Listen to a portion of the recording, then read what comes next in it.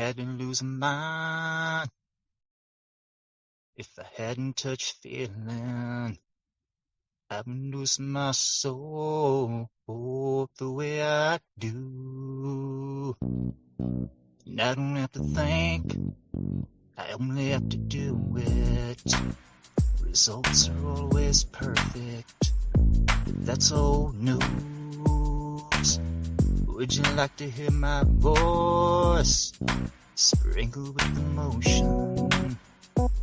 Then it at your birth, I can't see the end of me, my own expense, I cannot see.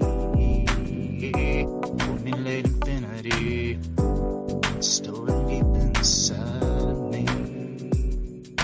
Formulate infinity, stored deep inside of me.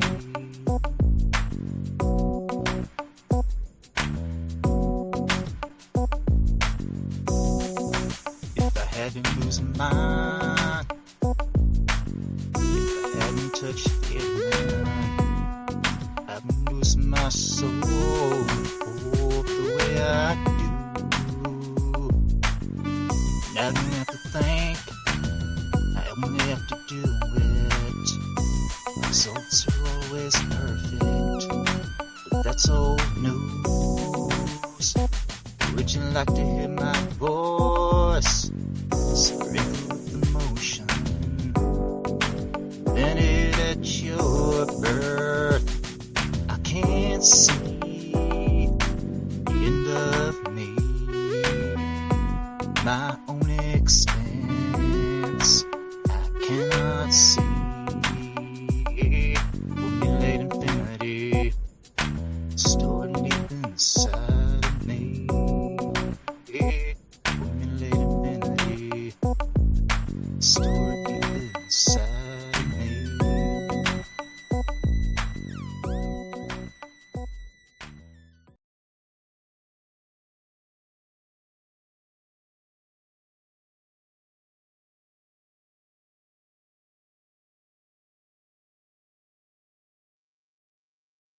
Formulate infinity, stored deep inside of me. All right, welcome to the show, baby.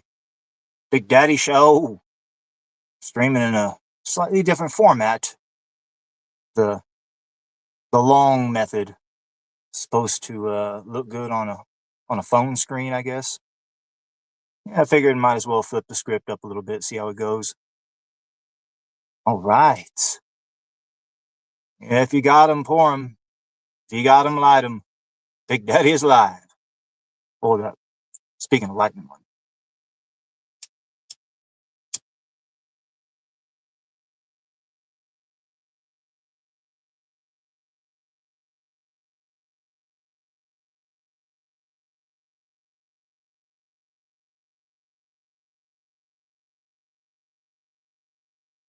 All right.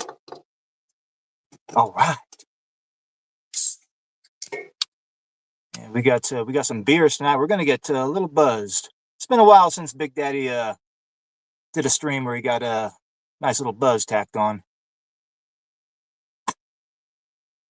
Oh yeah. Usually those are the most epic streams.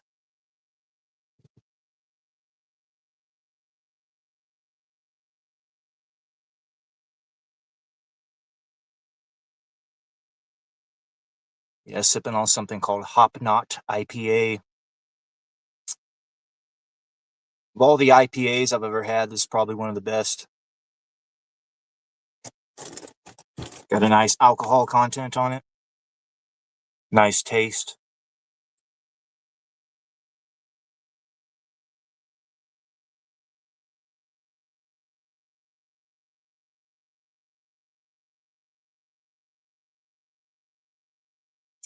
Yes, nice and cold.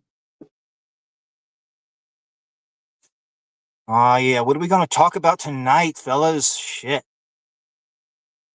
A lot of shit been popping off. It's been a while since I ripped the mic.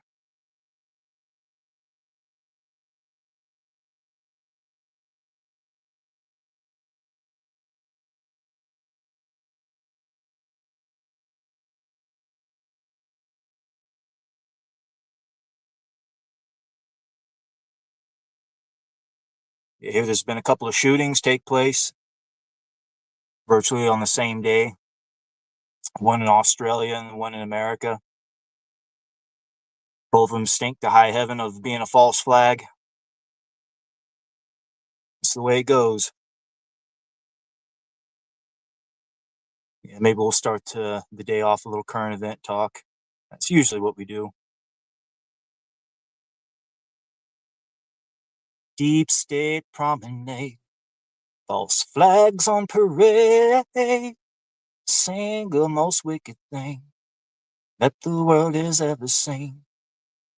Shots be ringing out, but it's super safe. Just dropping bombs and flipping weight.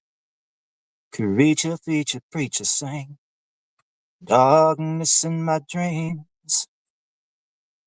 Hold on, I hear my dog scratching. Let me put that boy in.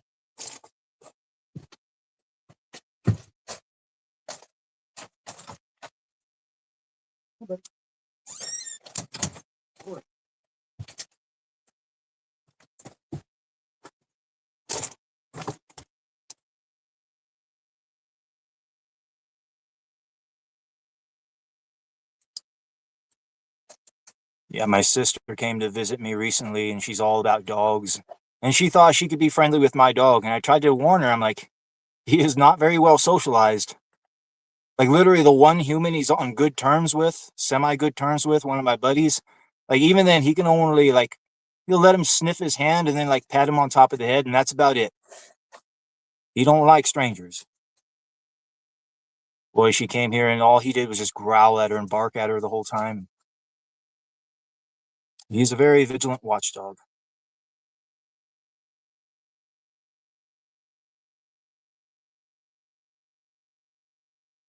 Yeah, it'd been a long time since I've seen my sister.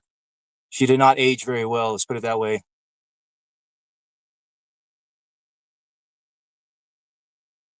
Yeah, she looks about 10 years fucking older than me, but she's 10 years younger than me. They all fall before the wall, as the old saying goes.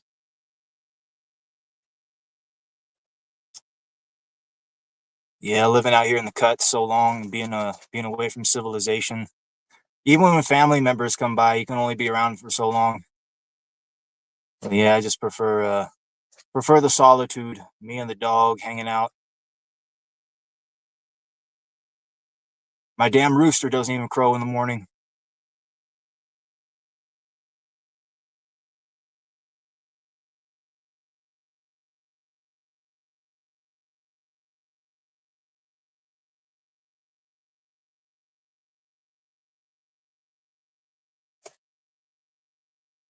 Yeah, false flag shootings. Well, I'm just assuming they're false flags. Anytime I hear about a mass shooting that takes place, my very first instinct is just to automatically assume it's a false flag until proven otherwise.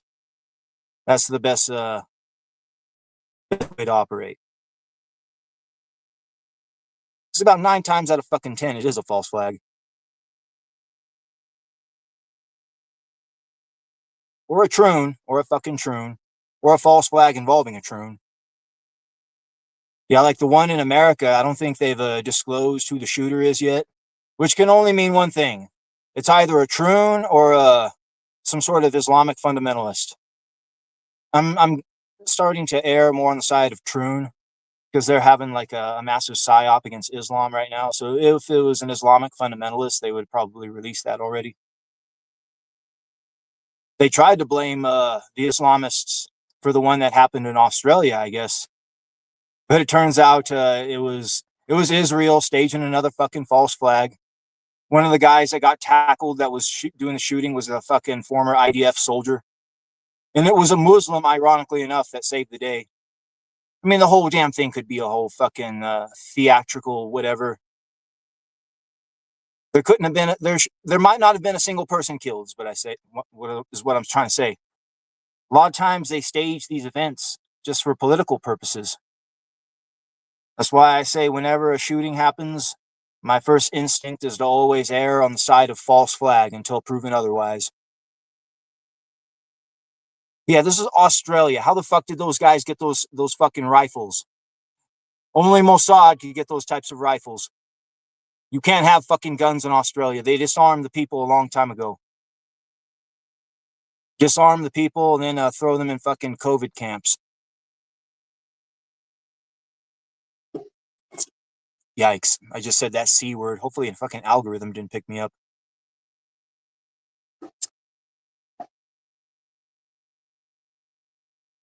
Yeah, you gotta dodge the fucking bots nowadays. Dodge the fucking AI. Feels kind of like I didn't think this was going to be the type of future we'd live in, but where we'd have to be dodging robots and AI and shit like that. I guess it could be worse. Could be Terminator. Got like full blown Skynet scenario or the Matrix. We got killer robots running around actually fucking killing people. Well, it might be heading that way soon. I'm seeing a lot of the advanced robotics here. Yeah, robots starting to walk around. They can dance. They can fight. They can fuck. Punch. Fight. Fuck. Yeah, it's only a matter of time till we get the robots taking over at some point. Yeah, I hear that that's like a big problem out there in the galaxy, in the universe, that brought the larger universe. Like whenever a species hits a certain point, it creates AI, and usually the AI ends up consuming that fucking species or race and becomes like a little demigod into itself. Like I heard a team of remote viewers from the Fireside Institute trying to figure out the origins of the reptilians, the ones that supposedly rule this planet from the shadows. And I guess they came from another fucking galaxy, and they were created by some sort of an AI to go and hunt immortal spiritual beings and trap them. They're basically fucking tools created by some sort of like super quantum AI in another fucking galaxy. And you do a little bit more research into that one. They had to have come from somewhere. The Hunters of Light, they call themselves.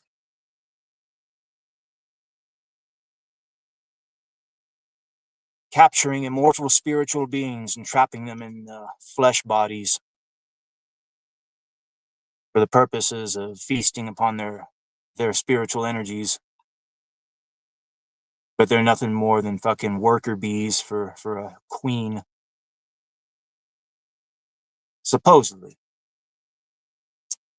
Yeah, but the humanoid aliens are supposedly fighting them behind the scenes. Those are the good guys. The aliens that look like humans are the good guys, at least. But I guess the reptilians do have human slaves that work for them, same as the Greys. Like those are like the species that are subservient to them.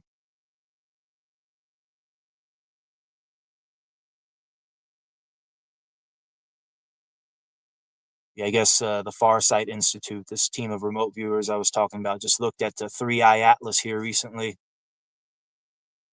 That's that thing they say that's a comet that came into our solar system.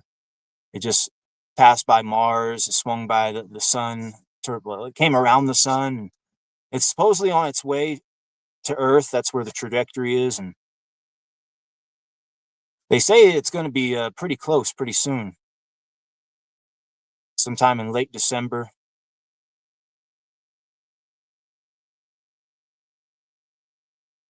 Yeah, but one thing I like to do is listen to various remote viewers and remote viewing teams and see what they say about certain things, and then see if the data points match up.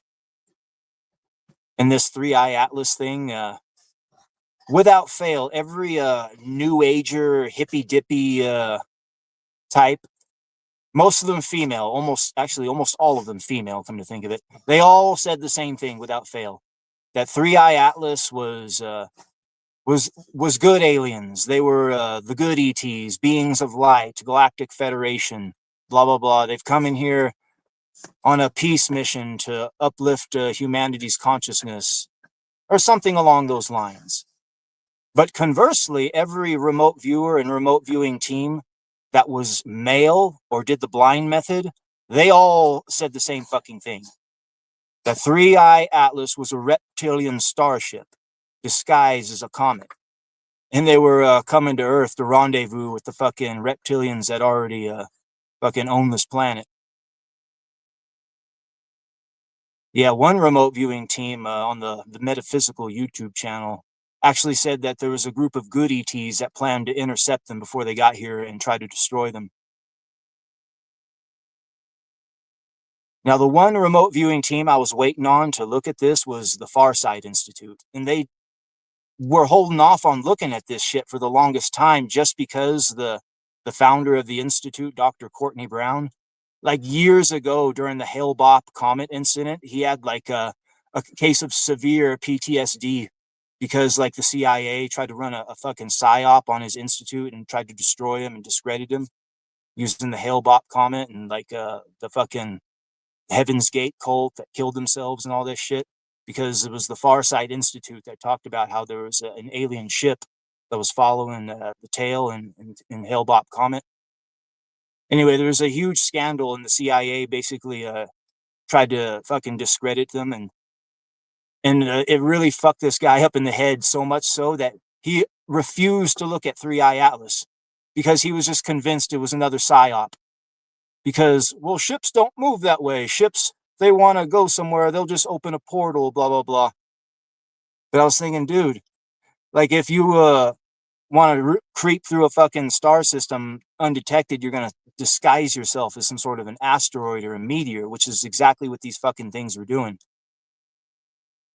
So I don't know if it was the pressure finally mounted, but finally the Farsight Institute decided to look at Three Eye Atlas, and Dr. Courtney Brown had his own son look at it. So basically, whatever they're going to say is going to, you can rest assured it's not going to be like whatever bullshit because this guy doesn't want to fucking fuck his reputation up again like he did with the Hale-Bopp thing. And that's why he was so hesitant to look at it. But when he finally fucking had his people look at it, his own son, he said the very same fucking thing that the metaphysical remote viewer said, that it was a goddamn reptilian starship disguised as a comet. And not only did it have reptilians on it, but it had grays on it and it had humans as well. And these humans, he described what they looked like. He said they were dressed in black military style uniforms with helmets. Sound like the same exact beings that abducted Travis Walton. Yeah, they're all fucking in cahoots together, and the reptilians are right at the top of it. But then he also said there was a fucking another ship came in out of nowhere and started blasting the fuck out of this this reptilian starship and almost destroyed it. He like put several giant cracks on it. And when he looked inside of this ship and who was piloting it, I guess it was tall blonde humanoids. The good guys had come and tried to fucking take him out. But I guess the ship is still intact and it's still on its way here, though. So maybe they'll try to take it out again. Maybe it'll end up making it here. Who knows? But yeah, like I said, if all of these data points from these separate groups all match up, yeah, you could pretty much fucking write that shit in stone. But it's just so strange how the females that don't use the blind method, that just try to use their intuition or whatever, all came up with the same fucking shit, that it was good guys, Galactic Federation, blah, blah, blah. But all of the males and the ones specifically doing the blind method and working in teams all came with the same method or same fucking data, that it was reptilians, that it was the bad guys. Yeah, it makes me think that it might have had some sort of a psychic shielding upon it. Because I guess they do have that technology. They know when they're being remote viewed and they have ways of repelling it. Because that's one of the few forms of well, I mean, this is like it's not technology, but it's more spiritual.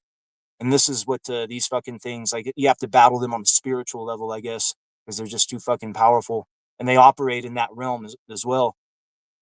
Like when the remote viewer for the Farside Institute was talking about how he went inside the ship and was looking around, and then he went to the spot where the fucking head general or whoever was running the ship was. And I guess this was a big old reptilian that had horns. And I guess if they have horns, that means they're of a royalty line. And he went inside of its head to see what it was doing. And I guess it was coordinating with other ships and other star systems. And they're all hooked together like into a hive mind, I guess. He described it as blue, like blue light, like all of this like blue light flying all over the place, kind of like electricity. And it was all like the information that was like keeping it all together in a hive mind. I'm thinking like if they are nothing more than tools for a quantum AI, maybe the AI was the one giving them all the orders.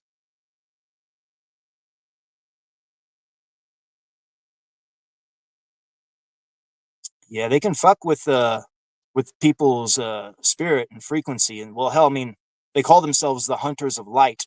They capture immortal spiritual beings and trap them inside of fucking flesh bodies and turn them into slaves, basically. Completely wipe their memories, implant false memories, turn them into soldiers. But I guess there is a group of good ones that fight against them. But the good ones are so fucking outnumbered and they're so few and far between. And these reptilians are just all about conquest, I guess. Whereas the good ETs are just all about peace and freedom.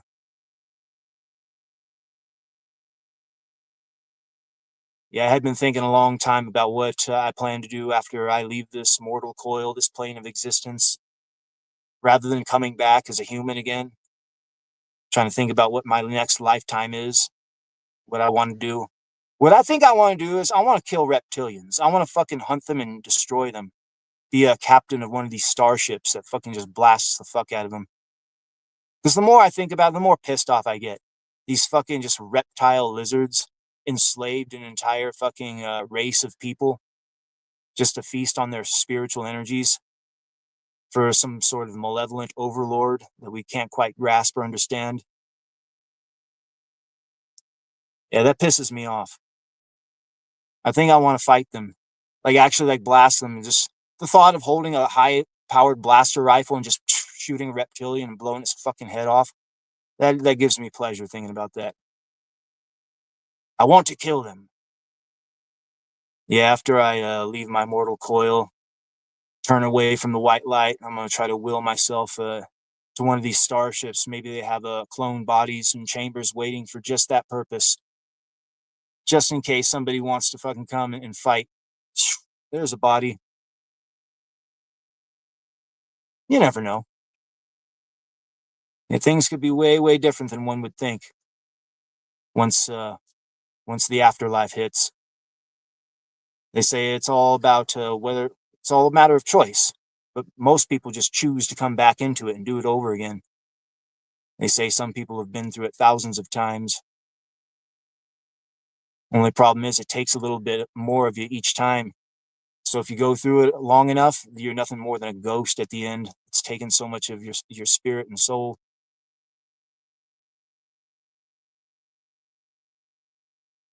Yeah, we battle with beings not of flesh, principalities, spirits, demons. Boy, speaking of demons, shit. You see that fucking Erica Kirk? Charlie Kirk's old lady? Jesus Christ. Boy, I fucking called that one, didn't I? Yeah, I said I knew something was up with that bitch. Something don't smell right about this bitch. Yeah, that bitch is a fucking demon. You can almost smell the sulfur through the fucking screen when you see that bitch. Yeah, that fucking cunt is more fucking pissed off at Candace Owens than she is at the guy that murdered her fucking husband. Gotta tell you how fucking demonic that bitch is. Yikes.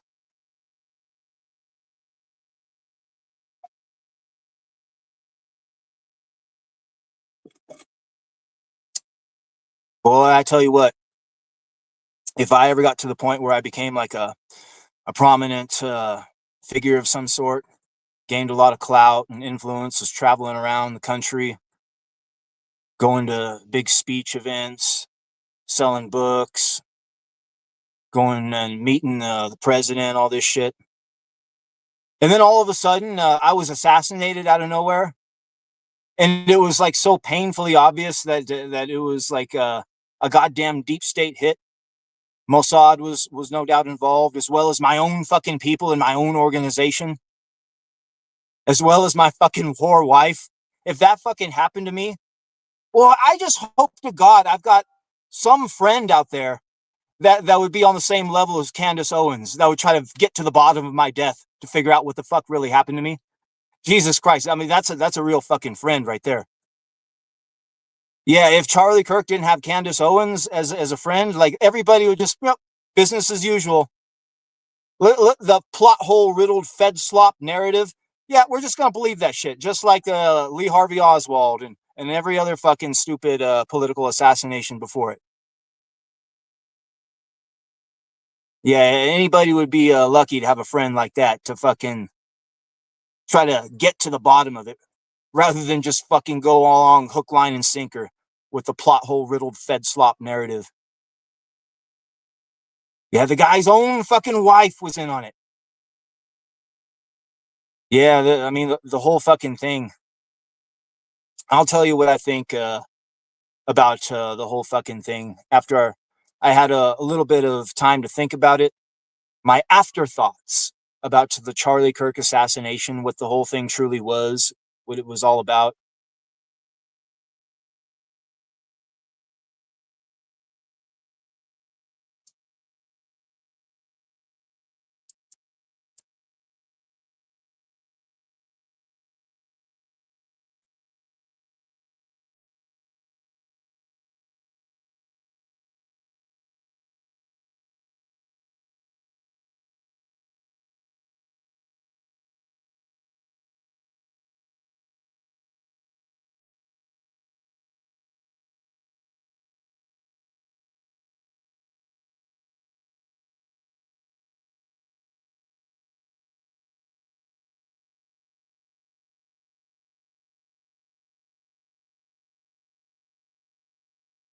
All right, let me get my stogie relit there.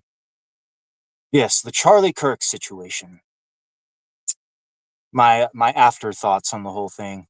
Now, to understand what this whole fucking thing is, you have to understand the nature of what COINTELPRO was. COINTELPRO, counterintelligence program.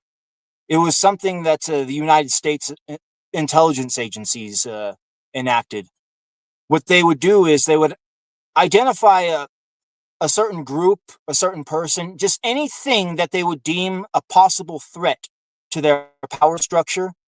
And then what their protocols would be is to infiltrate that organization and then become leadership of that organization and thus turn it into controlled opposition to where you never have to fear it. In fact, you can then use it to your own advantage. I think that's what happened with Charlie Kirk and Turning Point USA. He got COINTELPRO'd. This young, dumb, stupid son of a bitch with a dream decided to start this organization, and it got a little bit bigger and more powerful than he thought it might. And like that, intelligence agencies targeted it. And what they did was they sent in one of their agents, aka Erica Kirk, honey trapped him, got him to marry her. And as soon as she got in there, boom, she brought in all of her people, all of her people from the fucking intelligence apparatus, US and Israeli. They all work together. When I talk about that shit, the Five Eyes intelligence agencies, they're basically a superpower unto themselves that work together behind the scenes to overthrow governments, engage in psyops against the public, etc., etc. So here they saw this organization, and then they put their people in there, and like that, over a matter of time, they completely took it over. Now, what they're going to do is use this organization for many, many purposes: money laundering, propaganda, etc., etc. And one of the primary things was money laundering, obviously. Primarily money laundering and propaganda. Propaganda for Israel, that is.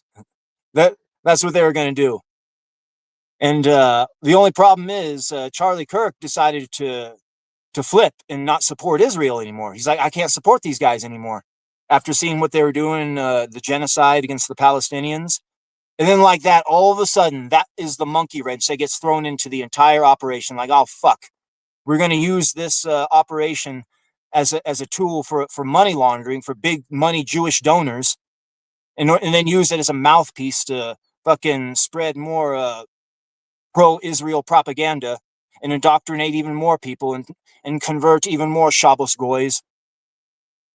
And Charlie Kirk stood to upset all of that for the simple fact that hundreds of millions of dollars was not going to be funneled into the organization because they were going to lose all of their Jewish donors. For that fact alone, his own organization had fucking the motive to fucking kill him.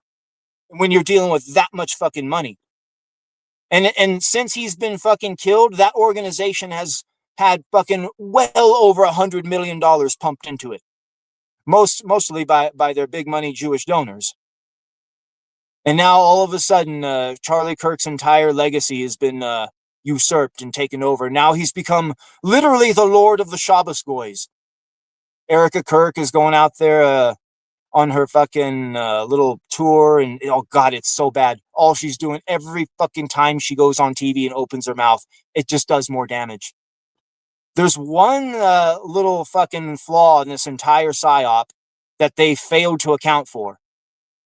Erica Kirk being one of the worst fucking actresses the world has ever seen. Oh god, had they known that she was going to be this bad of an actress, I don't know if they would have pulled the trigger on it. But when you understand that they probably had more than one girl that was like ready to go in there and try to honey trap Charlie Kirk, because supposedly Erica Kirk met him because of a job interview. Oh, she's going in there for a job interview. And I guarantee if she wasn't his type and didn't click and didn't get him, they would have sent another girl in there until they did. Well, yeah, you could tell that fucking bitch, the fake crying. You want to know what else can't cry? Reptiles. Yeah, that's a reptile woman. No fucking tear ducts. Yeah, so that's my ultimate theory on the whole thing. It started out as a wholesome organization by a dude, and then it got a little too powerful. The intelligence agencies decided to usurp it, take it over, and then the founder stood in the way of all of the money that they were going to funnel through it, so they had to get rid of that fucker, and then turn him into a martyr in the process, and further the left-right divide, and possibly prop Erica Kirk up on a pedestal for a possible political run one day. I mean, they had too many. There was too many good things that they could do with it. Yeah, they turned him into the sacrificial lamb, the scapegoat.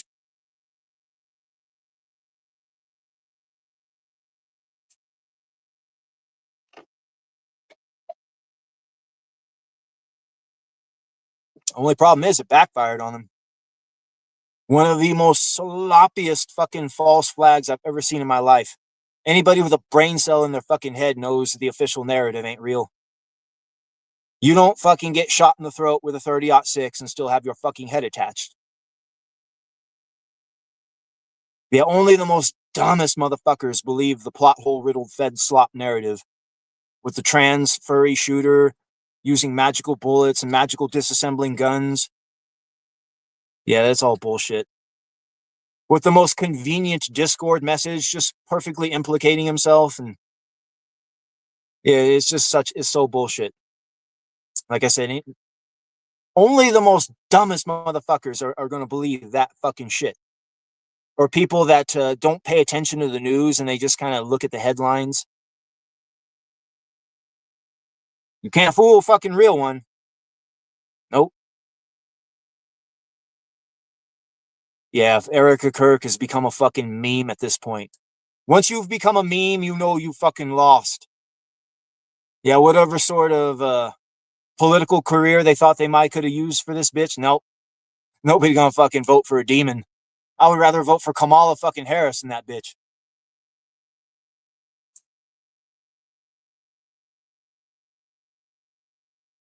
Well, I just imagine like Charlie Kirk, like I could totally see him like being fooled and having the wool pulled over his eyes too, because a lot of people are like, how could Charlie not have known just how evil she is? Look at her. You can just sense it. Like her spirit smells of sulfur. That's how evil she is. Yeah, I know. But you got to understand, Charlie Kirk is over 6'4". If you're a fucking man and you're over 6'4", you live in a completely different reality than anybody else. It's like a beautiful woman. You live in a completely different fucking reality because all you're told is lies all of your life. Yeah, I could totally see that. Charlie Kirk got the fucking wool pulled over his eyes. Yeah, he got honey trapped.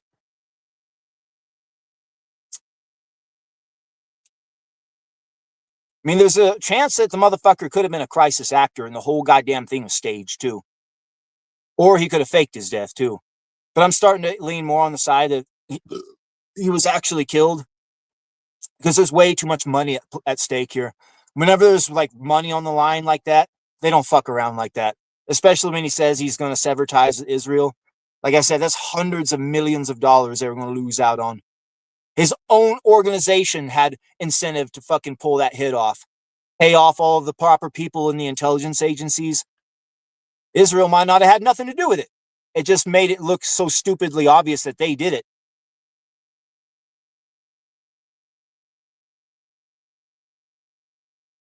Yeah, Netanyahu chirping up right afterwards, that was real suspicious.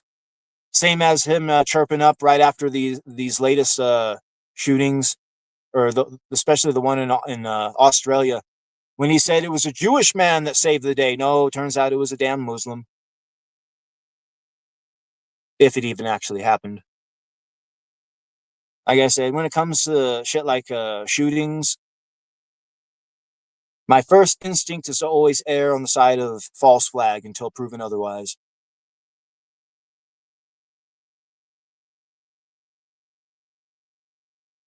Yeah, boy, if I was Charlie Kirk though, and my ghost just floating around, just kind of seeing what the fuck is going on after all this and the aftermath, and seeing my wife conducting herself in such a way, boy, I tell you what, that fucking bitch, her spirit would not be able to have one decent night rest for the rest of her fucking life.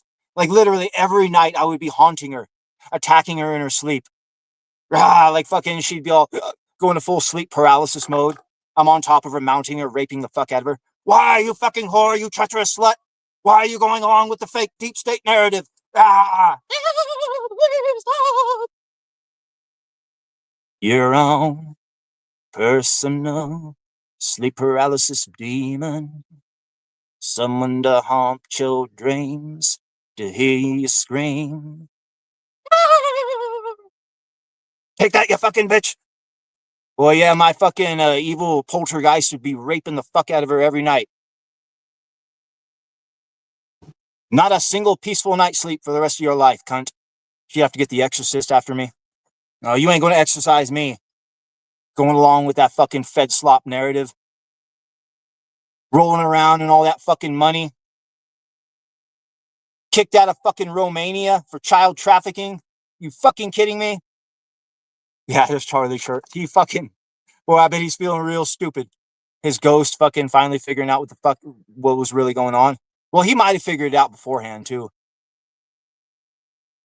Yeah, boy, just imagine what kind of hell that would be if figuring out it's like your whole life is a lie.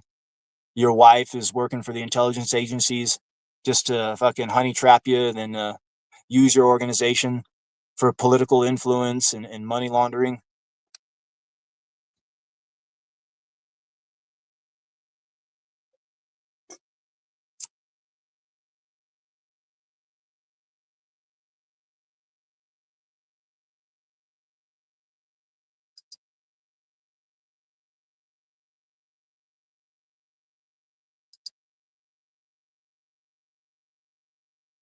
Yeah, here we might be going to war with Venezuela.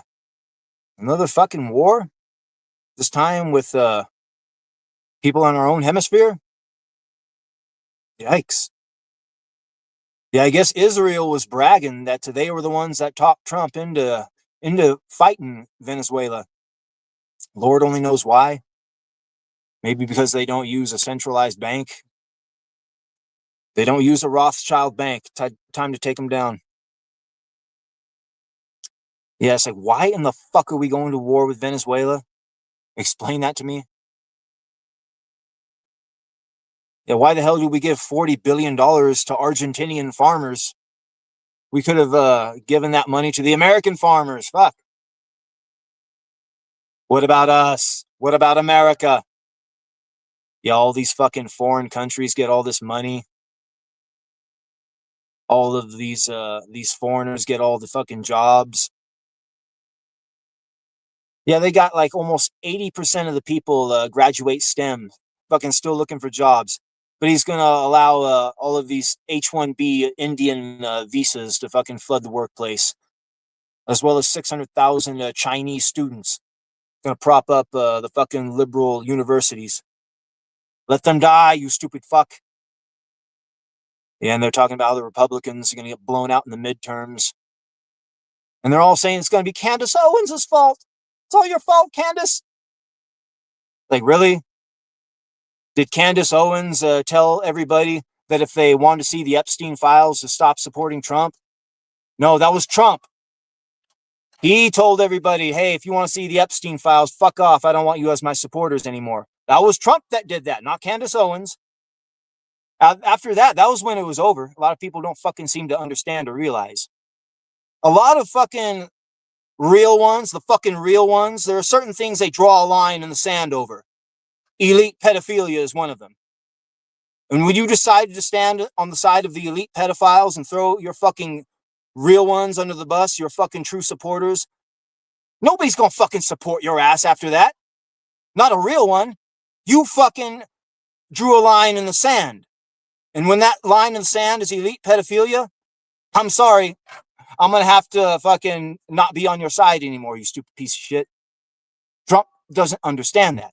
Or his fucking cultists. Until he comes out and makes a fucking heartfelt apology, I'm talking about getting on his fucking hands and knees like a Japanese peasant and begging for the forgiveness of his supporters that he threw under the bus. Then and only then will he be able to possibly get some semblance of support back from them.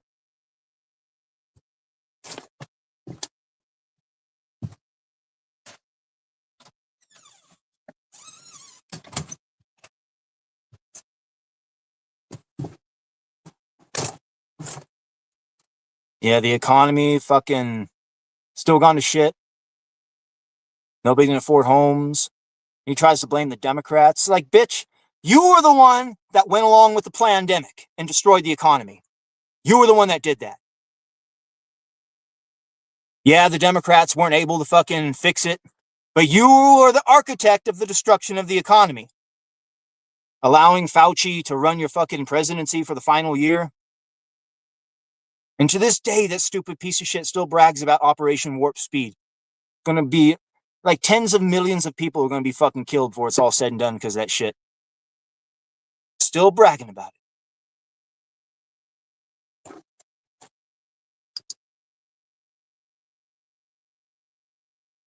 Yeah, one thing that Operation Warp Speed did, like I said, it fucked up a lot of people. And one thing that it did was it caused a 75% increase in diabetes. And diabetes is one of those fucking things that they make billions of dollars a year off of. And this was before all that. So you just see their profits just fucking skyrocketing. Yeah, they induce the sicknesses upon you and then sell you the treatments.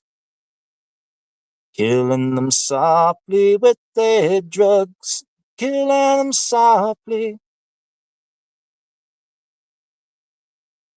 Yeah, they're trying to fucking commit a genocide against the West. Yeah, that Charlie Kirk death.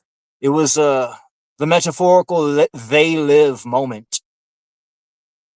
They live. When you put those glasses on, you see the fucking demons for what they are. Yeah, we all got to see the demons for what they are during this Charlie Kirk shit. The leftists celebrating all of these fucking people on the right coming out against Candace Owens. Fucking Erica Kirk herself. Boy, that woman just radiates such demonic energy. Fuck.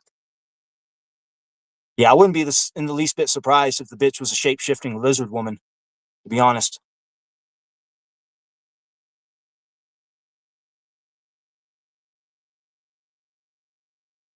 Yeah, these fucking bitches, you can't trust them. So fucking treacherous. Shit.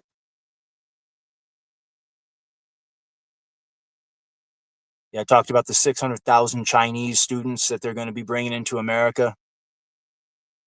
You know, over there in China, they have that social credit system like fully in place. And if you fuck up and you get a low social credit score, literally you could become an outcast in society. You could lose your home. You lose your ability to travel anywhere, and you're just basically fucked. You're on the street. You can't buy anything.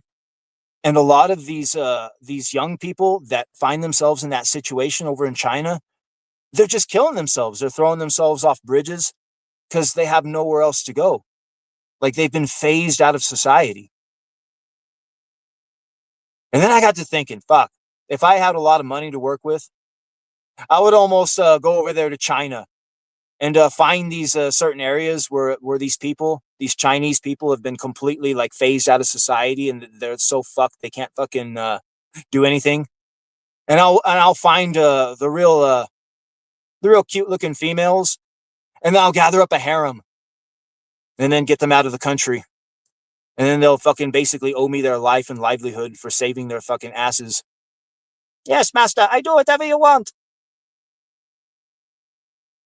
Nah, but really though, I don't know if I would trust Chinese women because of all of the forms of Asian female, the Chinese female, the most treacherous, because they're the most like the Western females, beholden to feminist ideology and all that shit. Yeah, I could easily see my harem like teaming up and divorcing me and trying to take all my shit. In this day and age, these bitches just can't be trusted. You just gotta wait until the robot bitches come, I guess. You can program that robot bitch, and the programmer would be loyal. She ain't going to divorce you and steal all your shit.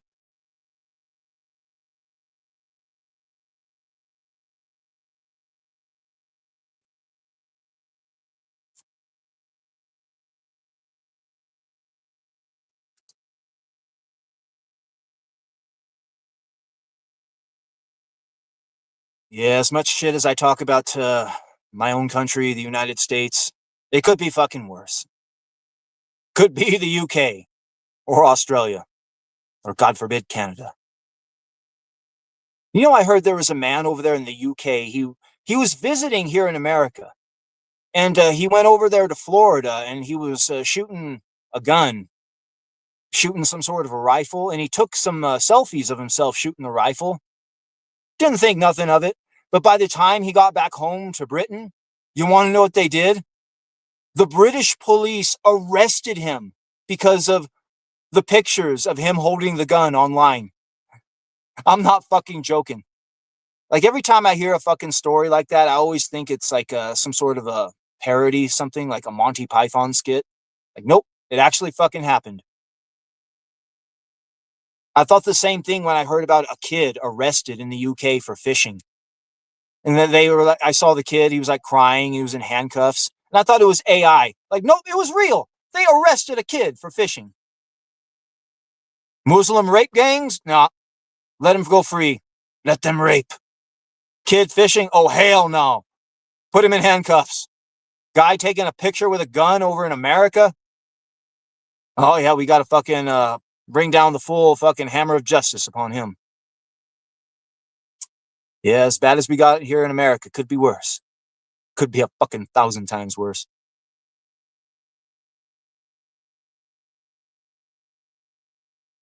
Yeah, they got all those goddamn migrants running roughshod over the people. Yeah, we got our own migrant problems. Don't get me wrong. Deport them all. Stop giving the fucking jobs to the foreigners. Cut the fucking HR department so the straight white male can get fucking hired again. I mean, it's not that fucking hard. These politicians are too fucking stupid, though. Yeah, anytime you allow government to try to take care of anything, they're just gonna fucking make it worse. It reminds me of in Japan, there's a certain island where they had a certain snake that was a very, very venomous snake, and it would bite people periodically. And and sometimes people would die from the venom of this snake. So what the Japanese government decided to do was import mongooses onto the island so that the mongooses would kill these snakes and take care of them. So what happened was they brought a bunch of mongooses on, and the mongooses quickly started overpopulating the island. And what the mongooses did was they didn't even bother attacking the snakes because the snakes would come out at night, and the mongooses were, fucked around during the day and they slept at night.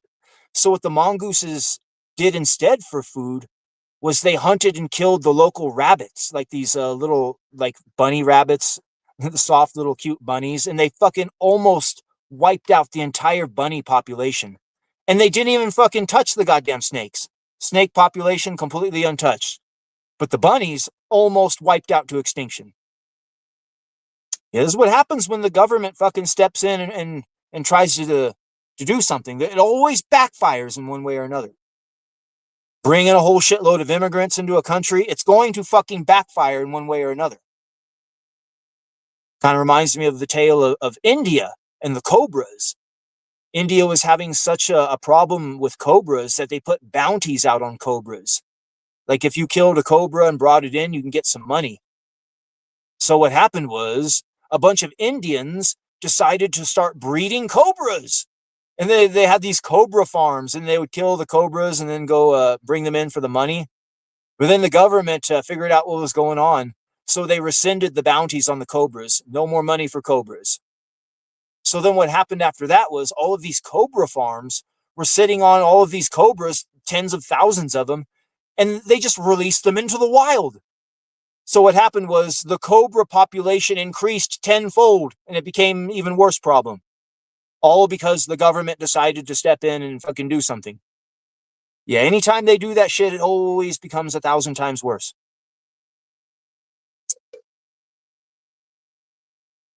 Rarely does government ever fix anything.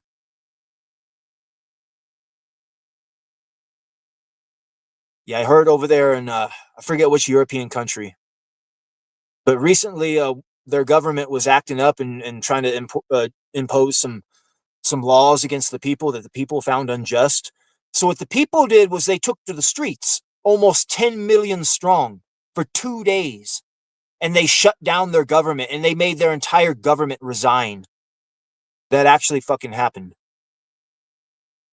If the collective will of the people came together back during the pandemic and just all said, no, we're not going along with this fucking shit, they never would have been able to get away with it. Nope. The people fucking cucked out. You take one arrow, you could snap that over your knee rather easily. But if you take a bundle of arrows, nope, you can't break that over your knee. When the people band together, nothing can stop us, and they fucking know it. That's why they try to keep us divided. All of the stupid bullshit, the false flags and whatnot. We get to see with eyes unclouded, see through the matrix, see through that shit, and recognize it when it happens. And understand it's not a old versus young, left versus right, man versus woman. No. This is the ultimate battle of good versus evil, is what this is. It's us versus them. And at the fucking very tip top of it all, puppeteering the whole fucking thing, reptilians. Yep, they're the ones that are manipulating the fucking shit from behind the scenes. The world leaders, making them cause as much pain and suffering and strife, structuring the various societies as such. Extract those negative energies from the people. That's what it's all about.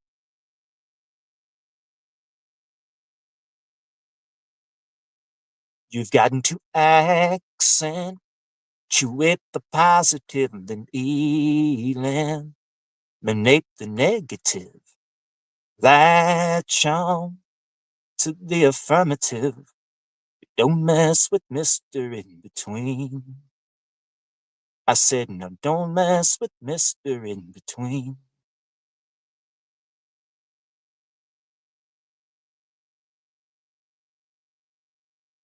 All right.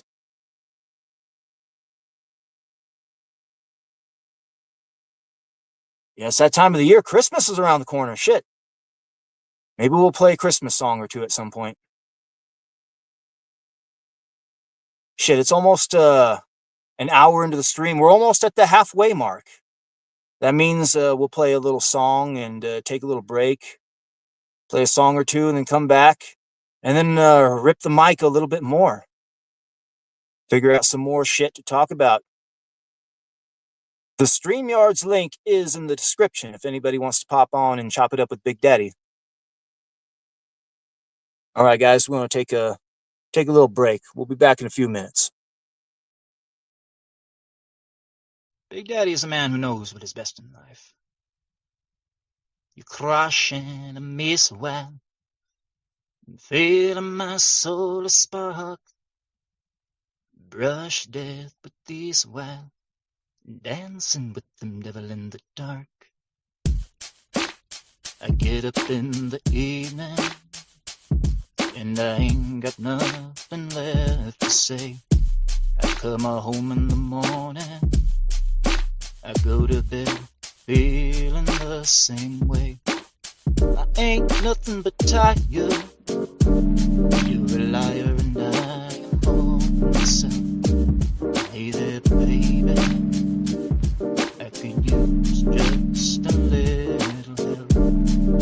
You can't start the fire, you can't start fire without a spark. And this gun's for hire. Even if we're just dancing in the dark.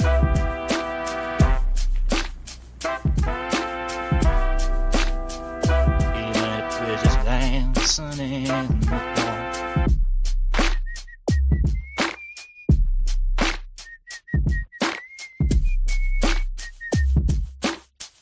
Messages keep getting clearer. Radio's on and I'm moving around the place. I check my look in the mirror. I wanna change in my hair, my clothes, and my face. Man, I ain't getting nowhere. Just living in a dump like this. There's something happening somewhere. Baby, I just know that there is. You can't stop the fire. You can't start the fire without a spark. And this gun's for hire. Even if we're just dancing in the dark. Dancing in the dark. You sit around getting older. There's a joke here somewhere and it's on me. I shake this world off my shoulders, and then I'll ride on down the fucking street. You can't stop the fire. You can't start a fire without a spark. And this gun's for hire. Even if we're just dancing in the dark. Even if we're just dancing in the dark. Dancing in the dark.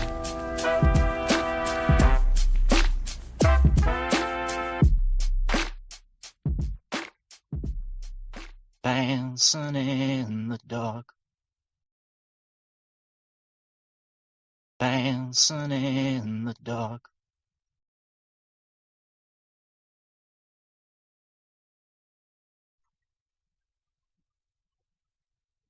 Silver bells, silver bells, it's Christmas time in the city.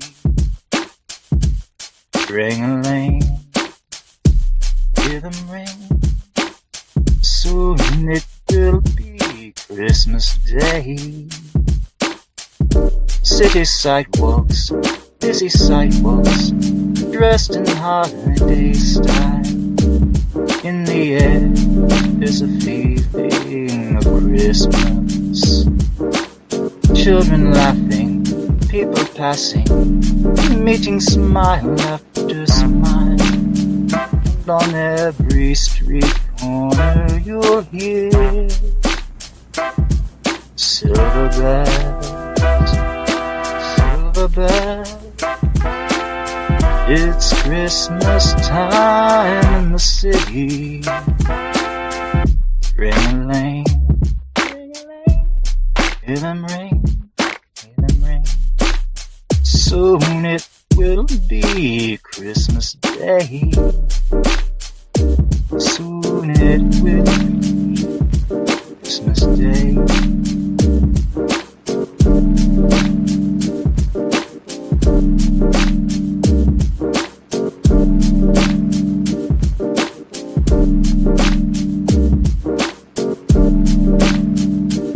Silver bells, silver bells, it's Christmas time in the city. Ring-a-ling, hear them ring. Soon it will be Christmas Day. City sidewalks, busy sidewalks, dressed in holiday style. In the air, there's a feeling of Christmas. Children laughing, people passing, meeting smile after smile. And on every street corner you'll hear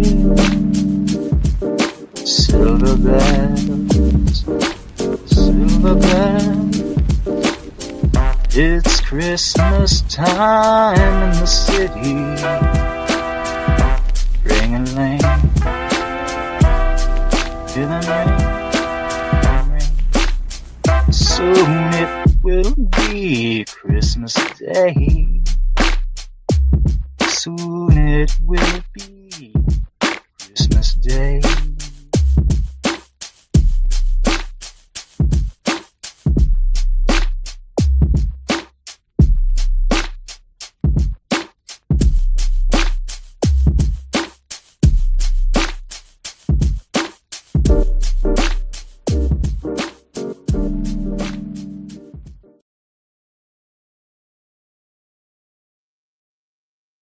And we're back, baby. All right. We're going to take the show now. Hope you're ready for the next episode. Hey, hey, hey, hey. Yeah. What the hell are we going to talk about?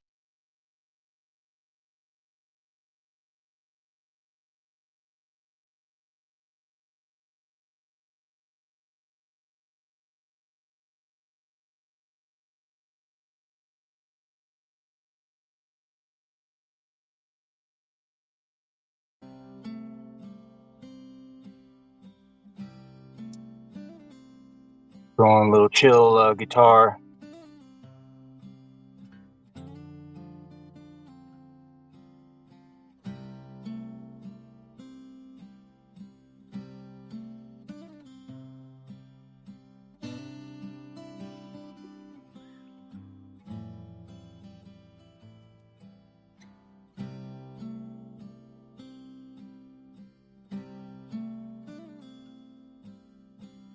Here we've been having some big solar flares.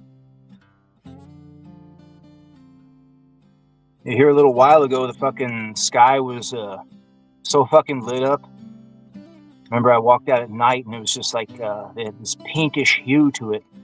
I'm like, oh fuck, is the apocalypse happening? Went back and looked on Twitter. It's like, nope, we got solar flares.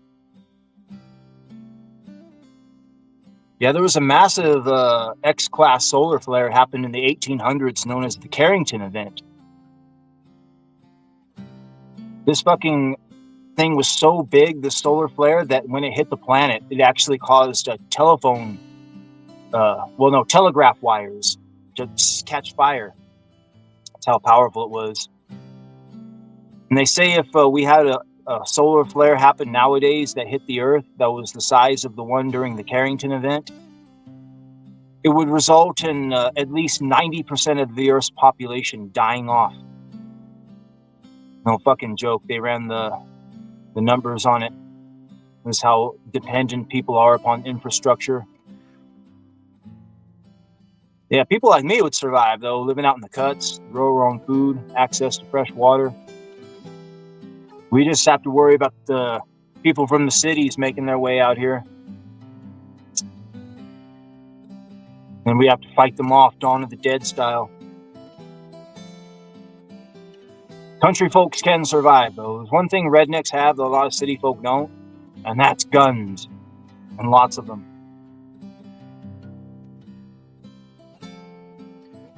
Yeah, let's hope it doesn't come to that, though. Let's hope it doesn't.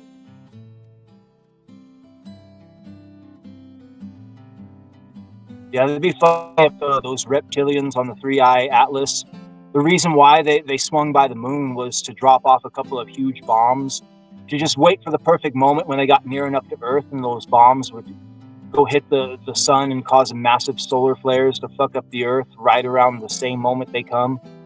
That would be the perfect attack, if you will. If I was a reptilian manning a starship, that's how I go about going after a planet.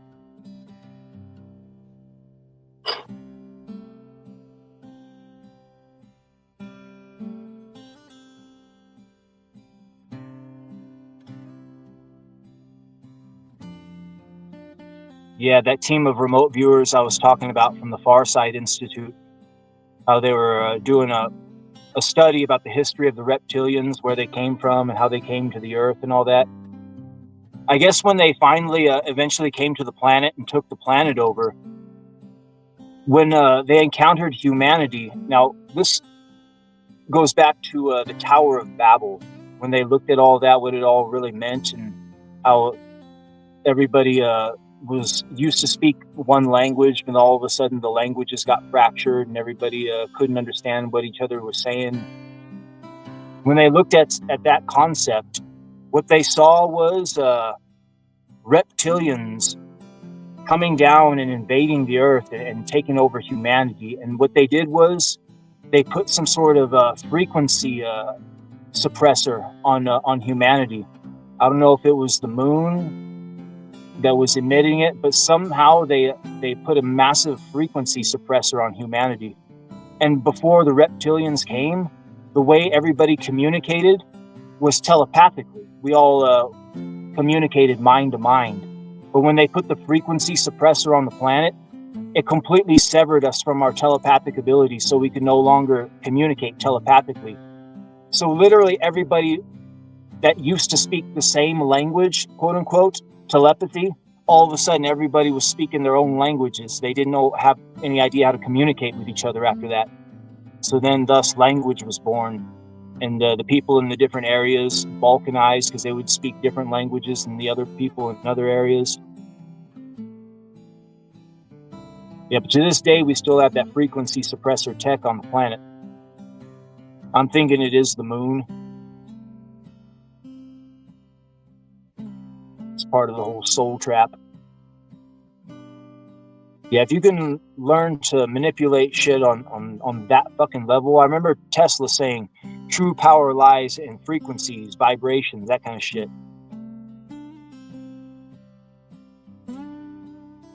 At the end of the day, that's all we are, just a bunch of frequencies coming together, coalescing.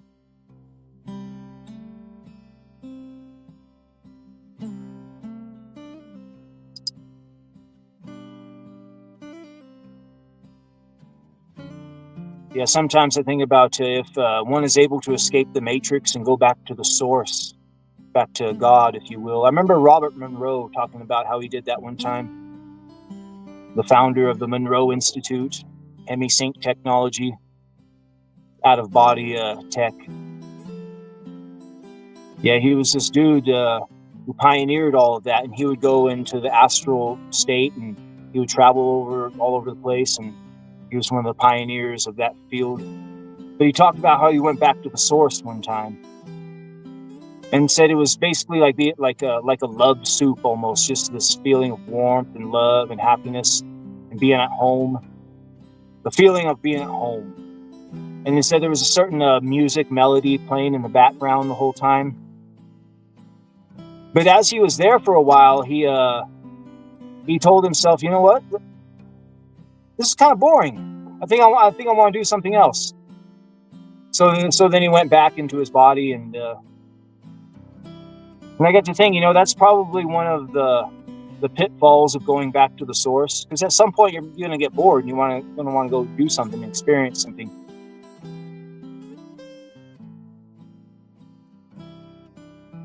Yeah, I remember seeing some sort of video from these new ager types. It was a man and a woman, a couple, and the title of the video was "The Case Against Going Back to the Source." And when they were talking about, I don't think they understood what the concept of the source was, because they were talking about. You could tell they were atheists, because anybody who's an atheist, whenever they talk about God, it's like they have this venomous hatred whenever they talk about God. And when you look at it in the big picture, there's a couple of different gods. There's the God that created this here matrix or whatever, the creature called Yahweh, whatever. And then there's the source, what they call a monad in Indian culture. That's the wellspring of all life. But when they were talking about returning the source or whatever, they were talking about the Yahweh thing or whatever, like the God with a small g, the one that created the simulacrum. Like, I don't think they fucking quite understood. And you could tell they were fucking real hardcore, like one of those types.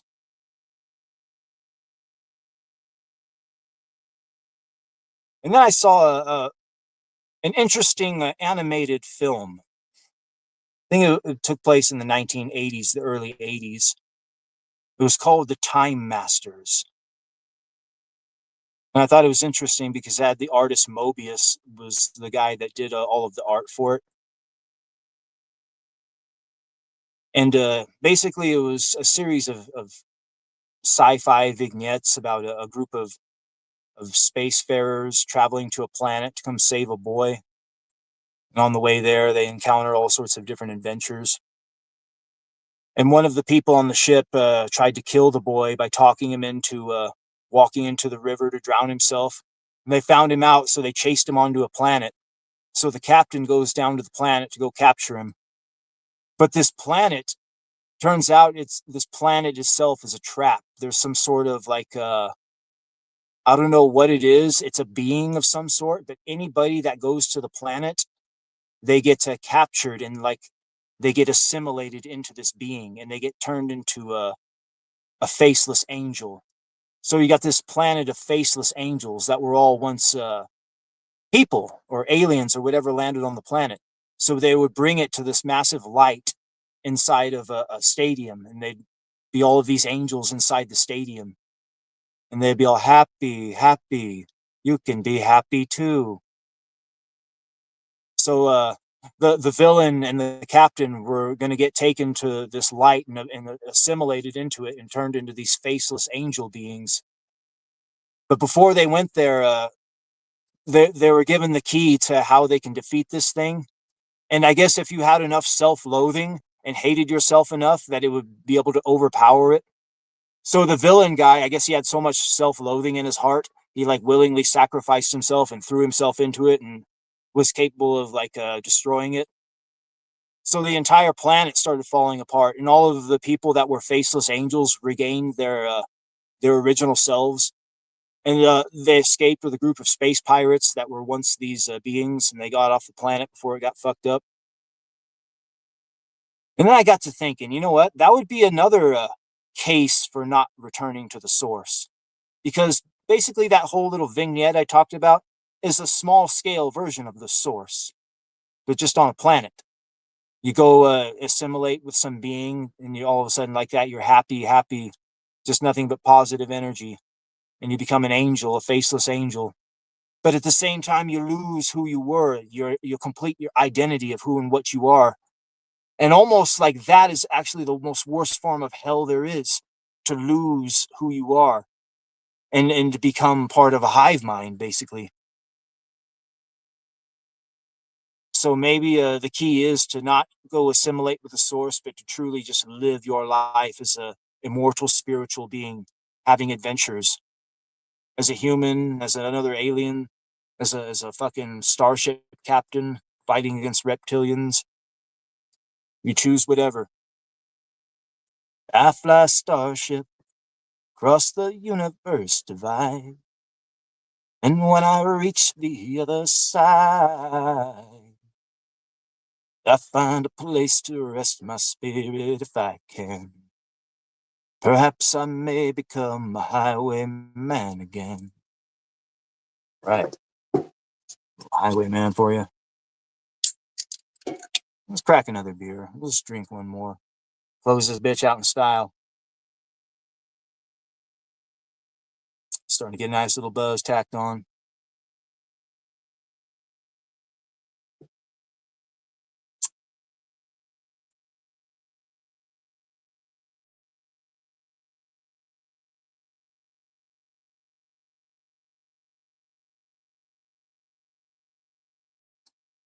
Yeah, I gotta get a nice little buzz tacked on before I go to fucking sleep too. A lot of times, smoke a little weed, or else I get these dreams, and the dreams are just too fucking crazy. Like I talked before about some of the dreams I have, and one of them is I'm stuck inside of a shopping mall, and the shopping mall just goes on and on, and it connects to apartment complexes, and it takes a train and goes to another shopping mall with more apartment complexes, and everybody just kind of goes and lives, and then goes to work, and they just kind of mill around, and that's what life is. And sometimes they'll go travel to a different one.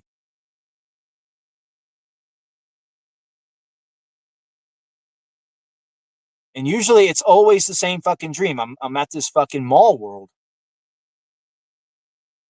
It turns out that mall world is actually a fucking thing that other people are dreaming about. You can Google this, type it into YouTube, whatever, mall world, and all sorts of videos will come up about this shit. Yeah, I thought I was the only one. Nope. Turns out other people have the fucking same type of dream.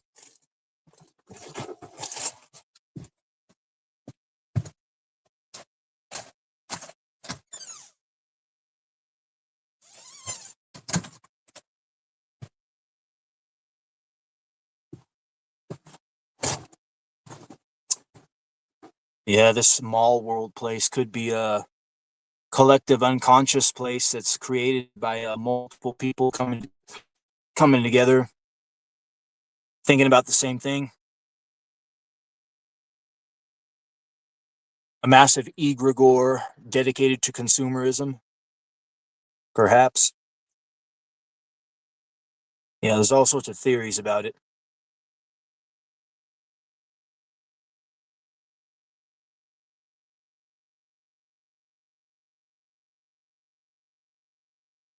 Yeah, the dream world, what a person thinks is just something like, it's just a dream. No, there's something to it. It's an actual place. It's a different realm. They say it's the same as the astral realm.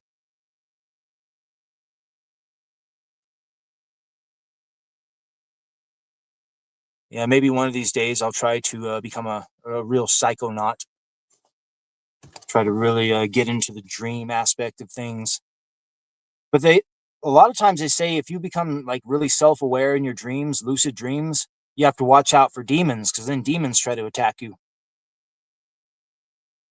Because it's almost as if the entire dream world is a simulation created just to keep you fucking busy and occupied, distracted, if you will. The entire fucking thing is all about deception and trickery. Keep the soul trapped in the simulacrum.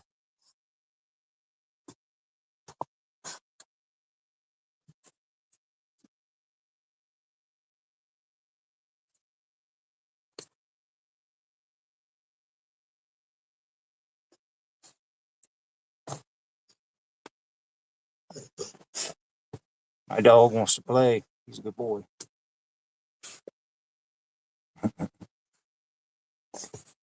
Good boy.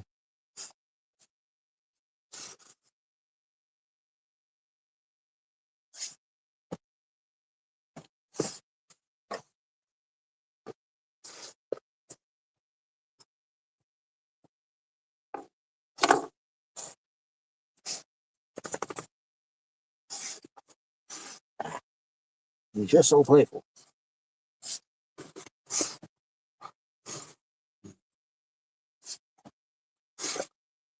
He's not very well socialized though. He doesn't like strangers.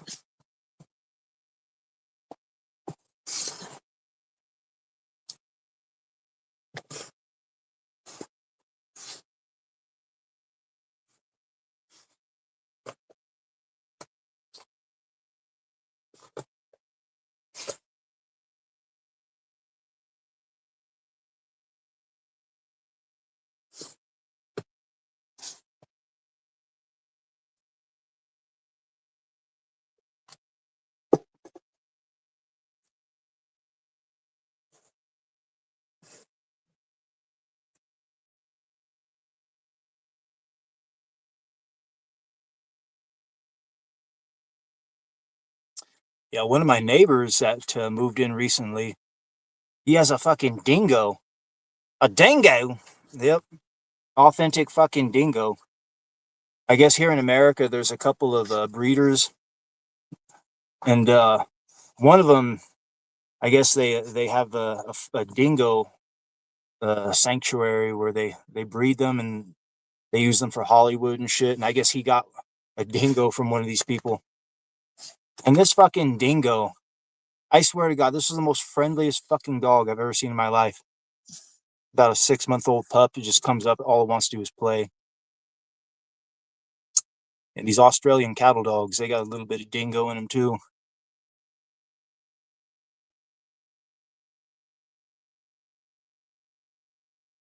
There's a certain cattleman over in Australia. He had these cattle dogs that just weren't quite getting the job done. So he bred them with dingoes, and then after that, he had the perfect fucking cattle dog. He had two different phenotypes, the red and the blue heeler.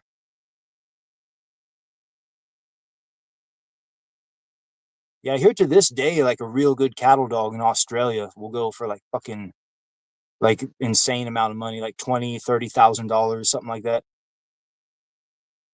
I guess it makes sense because like one cattle dog could do the same amount of work as 30 cowboys. That's that much fucking money you can save in payroll right there, having a good cattle dog on hand.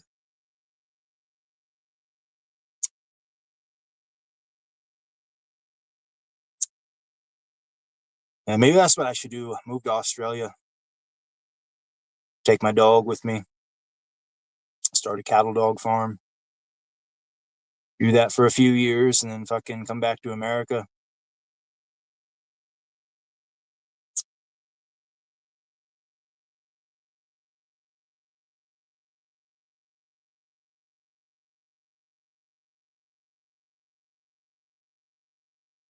Yeah, they're trying to make travel a lot more harder now, though.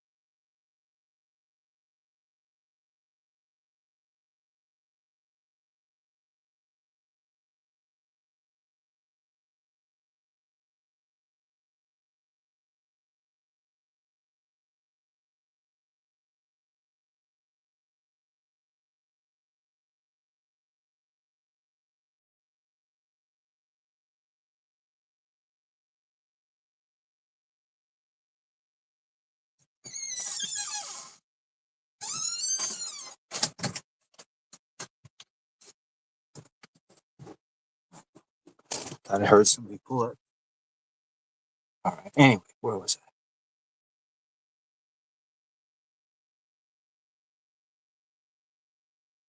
Oh, yes. Talking about stupid dream bullshit. Mall world.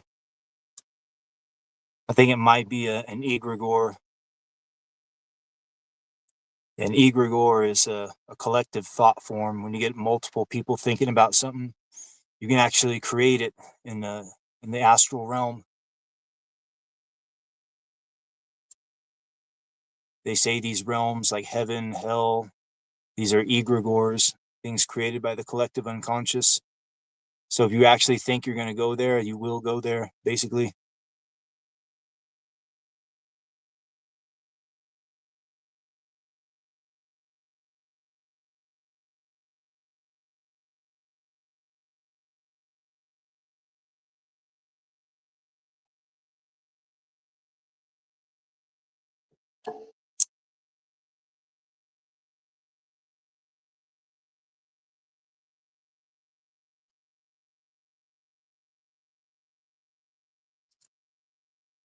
You hear that women are starting to catch on to a lot of these men that will just literally say anything just to get them into bed. Male feminists. They call them performative males. Basically means a man who will perform. He's putting on a performance, just saying whatever he thinks he has to say to get himself some pussy, basically. The performative male.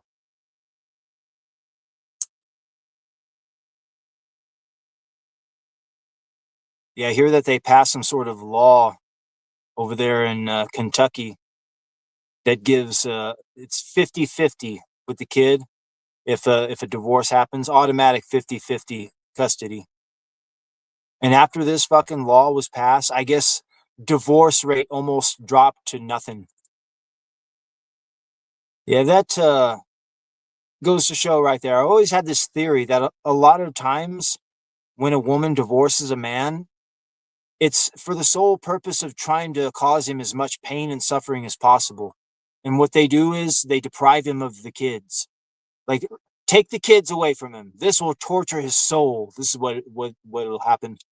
And when you take that off the table, a woman can't torture a man's soul by depriving him of his children. Then, like that, the divorce rate plummets. Just goes to show how evil women are. Yeah, it's all about punishing the father. It's all about punishing that poor old dad.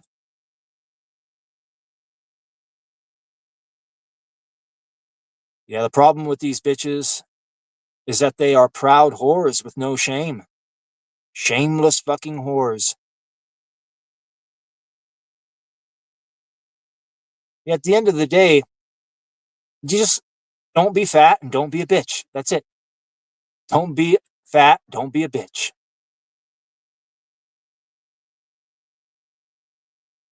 Most women can't even hit. Well, they're always either one of the other. Most of the time, they're both.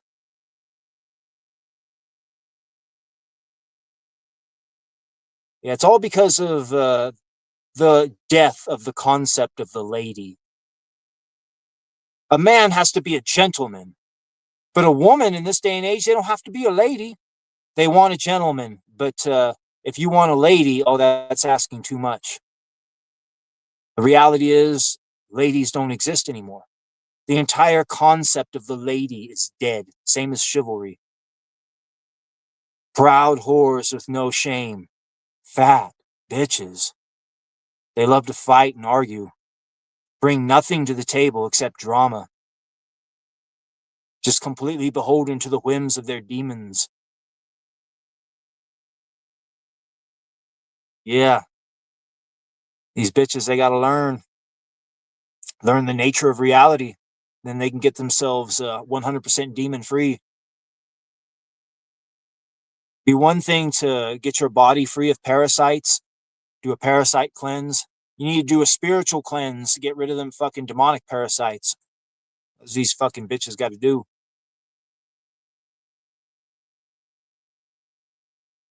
Cleanse yourself of your demons.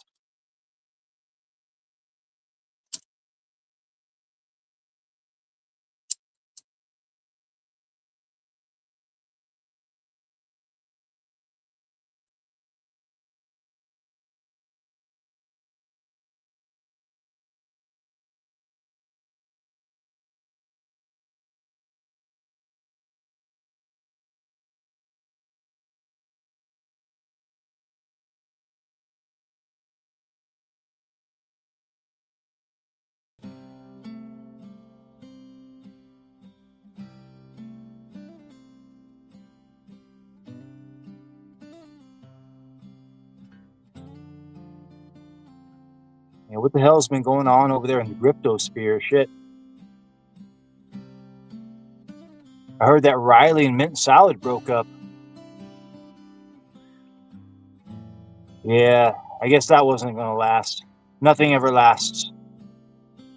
Yeah, she left him for Schizo Sean, old Irish Sean. Yeah, she found somebody with an even smaller micro penis than Riley. Oh my god, it fits in my butt perfectly. We were meant to be. Yeah, I guess they stole a bunch of shit from Riley before they left. Didn't steal the weed, though. Didn't steal the fucking weed. At least you got the weed, Riley. Took the acid, though.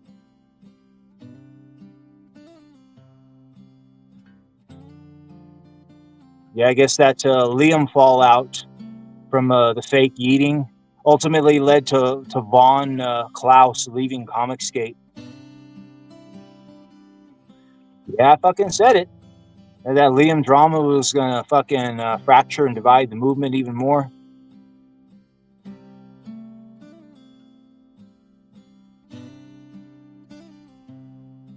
Yeah, I saw somebody was having some sort of a shit war with JDA online, and I guess he's got a huge following. He's already got like 20 million people on TikTok have seen him roasting JDA about being a wife beater. I forget what the guy's name is, but he was doing a fucking video and he was bringing up screenshots of Liam on Twitter, like accusing JDA of all this fucking shit and trying to present Liam as some sort of a reputable figure that can be trusted. This blah, blah, blah, Conquest Comics. He probably just saw Conquest Comics and just assumed it was like a legitimate organization or whatever. Now, yeah, some of Liam's claims are true, but about fucking 80% of them are just kind of blown out of proportion, completely fabricated, etc., etc. Like, motherfucker, Liam Gray is about the last fucking person you want to be citing as a reputable source on anything. All you're going to do is ruin your own reputation.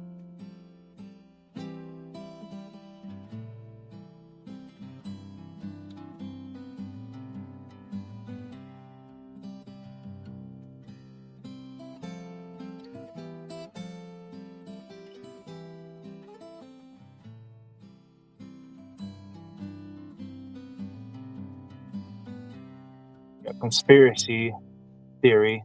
The chat just got in. Can't wait to rewind. Yeah, it's been a pretty chill one for the most part.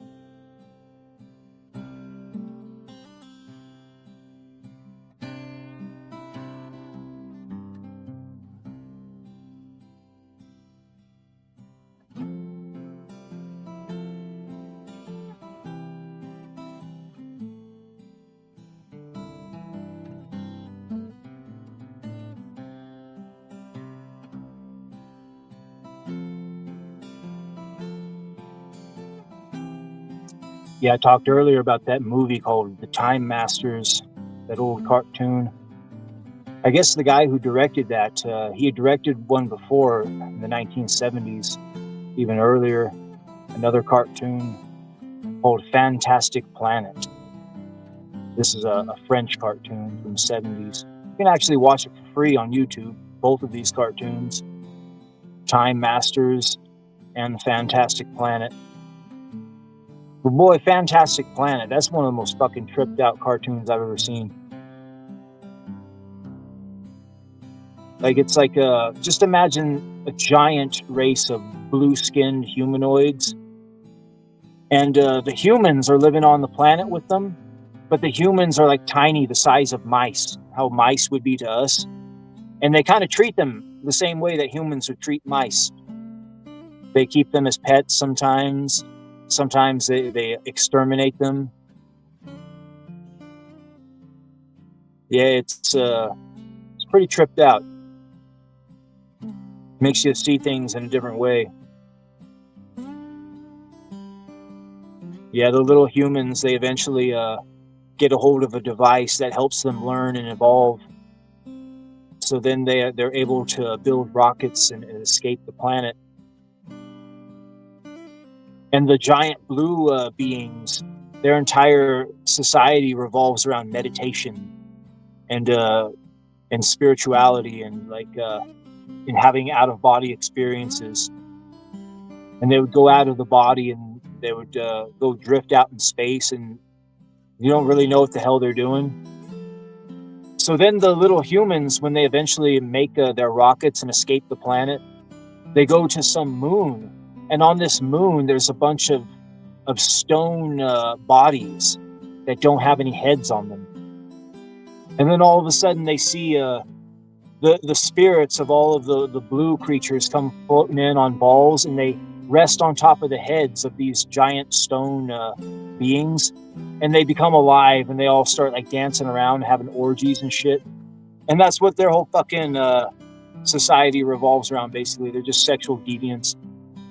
So then the humans start blasting the fucking bodies and destroying them and shit. And eventually they realize that the humans are a force to be reckoned with, and they have to like make a peace treaty with them. It's a pretty tripped out movie. Fantastic Planet.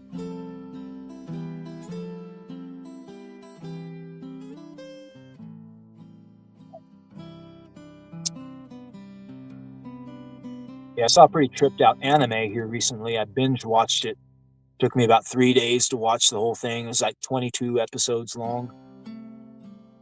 Can also be found free here on YouTube. But it's called Techno Lies. TEXHNOLYZE. Or something weird. It's a weird spelling. Techno Lies. But boy, that's a series. Like, it had me guessing every fucking episode. I was getting thrown a swerve. I had no idea where it was going. And boy, if you could swerve me, you know the fucking shit was good. Normally I can see shit coming before it comes. Not with that one though. Yeah, there was a series about like over here on this channel. I talk often about the mouse utopia experiments and about how us as humanity we're in the mouse utopia experiments right now, the end stage, population collapse, behavioral sink, they call it. That's where everybody stop. All of the mice, they stop having families, and the entire mouse society dies off. So then they have to pick about 12 of the healthiest rodents and then start it all over again. Yeah, I talk about how we're basically at that point in humanity. But this anime Techno Lies, it actually takes it to the very, very end, like to the final human, basically, of what happens to the very end of humanity.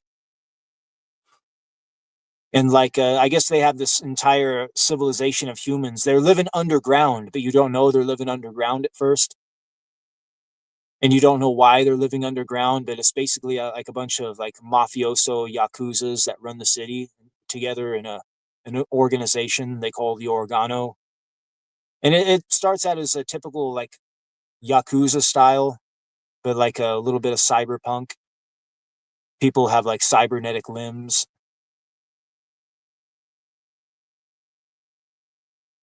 And then eventually, some sort of goddamn cyborg apocalypse is unleashed upon the fucking city.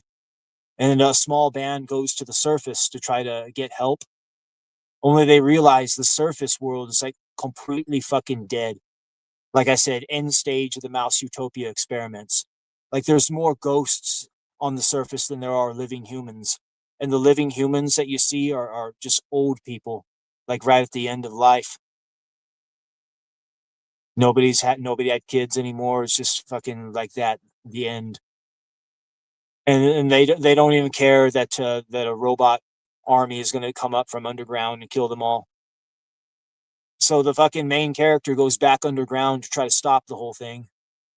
only to find out that fucking shit has gotten way, way worse since he's gone, and like the entire city's gone to shit, and he has to fucking fight his way to the big bad for a final confrontation. And by the time it's all said and done, he's basically like the last human being left alive. The very, very end of humanity.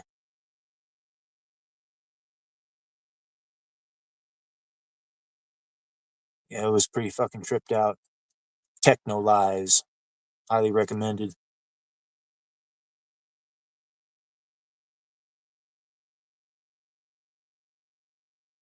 I guess John Cena had his final match here recently. WWE. The end of an era. They say there will never be another wrestling star like John Cena. Well, that's what Triple H said. And he's the booker, so I guess he's not going to book anybody to be that big. They say they don't want any superstar to become bigger than the company. They don't want to have another Stone Cold, another Rock, another Hogan, another Cena. Nope. They don't want. They want the brand WWE to be it. They don't want anybody to rise above that. So everybody's going to be booked accordingly. So they say this is the death of the official death of wrestling now that John Cena is gone, the last true superstar. Yeah, I can see that happening. Yeah, well, Triple H, he was talking about how they're going to use AI for the booking. Like shit, AI would probably do a much better job of booking than you. Yeah, but I hear a lot of WWE fans are fucking pissed off about how they handled John Cena's final match. Had him tap out. The guy who's all about hustle, loyalty, respect, never give up. It basically completely ruined his character, they say. So a lot of these fans are going to start watching AEW just out of spite. Then they're going to realize just how much superior the AEW is to WWE. Like, oh fuck, what have I been missing out on all these years? But yeah, that's one place that's hiring right now for creative positions. Maybe I'll fucking apply. One thing I do know how to do is put on a live show.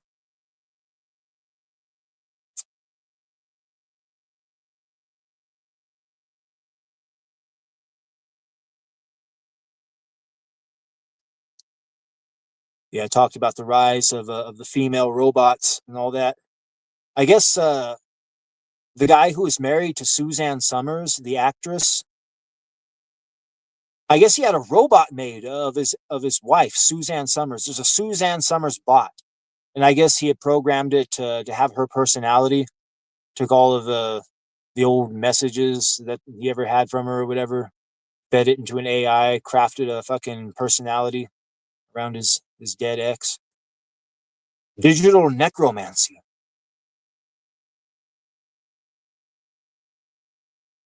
I guess it's not that bad compared to real necromancy. Now you remember a long time ago there was a story about those Jews in New York. They were crawling around in those tunnels, the tunnel Jews, and then they found like a bloodstained mattress in the tunnels, and they thought they were trafficking children and all that. No, that story never fully got solved. We never really figured out what the hell was going on with that. And yes, they were trying to bring a rabbi back from the dead. That's what happened. I guess a whistleblower came forward and told the truth about what was going on in those Jew tunnels in New York. I guess there's a certain black magic ritual that goes back to one of their holy books. And what it involves is you need to find a fresh corpse. And this corpse has to be the corpse of somebody who was righteous. And if you make a certain incision on the neck and then drain this corpse of blood, and then do the right incantations and perform the right rituals, then you can have a soul enter into that corpse. And what they were trying to do was bring back the spirit of a dead rabbi by the name of Schneerson, I think. Rabbi Schneerson, trying to bring him back from the dead because they think that he's the Messiah or something like that. The Jews are all about trying to bring the Messiah back. They'll try to do it by any means possible, breeding Red Bulls, fucking destroying temples on the mound, you name it. Yeah, but I guess there's this one prominent rabbi who is also known as like a prophetic rabbi who would make these various prophecies. And he had made a prophecy, and he said that he knows who the Messiah is, but he's not going to reveal it until after he is dead. So what happened was he wrote the name of the Messiah down on a piece of paper, and he had it sealed in an envelope. And he made them promise not to open that envelope until after he died. Well, anyway, about fucking 20, 25 years had passed. I forget how long, a couple of decades. And he finally died. And they honored his word up until then. They never opened the fucking envelope. But then after he died, all of these Jews gathered together and opened the envelope to see the name of the Messiah that he had written down on. And when they saw the name that was written down on the piece of paper after they opened up the envelope, I guess these Jews became so fucking mad. They just threw the piece of paper on the ground, like, and fucking did their old grumbling thing. You want to know what was written on the piece of paper? Who he said the Messiah was? Jesus. Jesus Christ. Boy, they did not like that. Because in the Jewish holy book, I think it's the Talmud, one of those, Jesus is burning in a pit of sewage. Yes, I guess there's a certain form of Jew hell that's boiling pits of sewage. And that's the hell that Jesus is in. He's in the boiling pits of sewage. I'm not fucking joking. Yeah, you can look that shit up. In Jewish lore, in their own holy books, Jesus Christ is burning in a pit of sewage. And these are supposedly the guys that are God's chosen people. Yeah. Which God? That's the question. Which God? And when you find out that that God is Lucifer, okay, now it makes sense. Now it makes sense. You can be the synagogue of Satan, or you can be, quote unquote, God's chosen, but you cannot be both. I think I'm going to trust Jesus on this one. Yeah, when I talk about Jesus, the character of Jesus. I think there's three different characters of Jesus. There's the original, like, real life character, the real life flesh and blood person. And then there's the character that the books are based off of. Now, no matter what, the real life version is never going to be exactly the same as the person that's written in the books. So you have two different versions. The version that's written about in those holy books, and you have the real life version. But then you have the third version, the version I call egregore Jesus. Now, I talked about an egregore. That's a collective thought form. When you have a whole bunch of people thinking about something and you can actually create it in the spirit realm, I believe that we have egregore Jesus as well. And this is the single most powerful form of Jesus there is, egregore Jesus. The one that we all created with our collective unconscious. The most powerful demon-slaying egregore there is. The one so powerful that just by invoking his name after death, you can get pulled back to the source and saved. Save me, Jesus. Take me home. Jesus, take me home. Turn away from the white light upon death. Throw your hands in the air and say, Jesus, take me home. And like that, you're back to the source. And then from there, you can actually regroup and figure out a game plan where you're going to go from there. Maybe you want to go become a starship fighting reptilians, become a captain there. I fly starship. Maybe. Like I said, I think that's what I want to do. I want to fucking kill reptilians. I'm kind of pissed off thinking about it. The more I think about it, the more pissed off I get. I don't like reptiles. I fucking killed so many goddamn snakes, rattlesnakes. I've fucking lost track of how many I've killed over the years. Maybe this entire life was me getting prepared for that moment. overcoming my fear of snakes, killing so many of these fuckers, it's become second nature to me. And then finally, when I leave this mortal coil like that, I'm this hardened fucking starship captain ready to take command and fucking let's do some killing. You never know.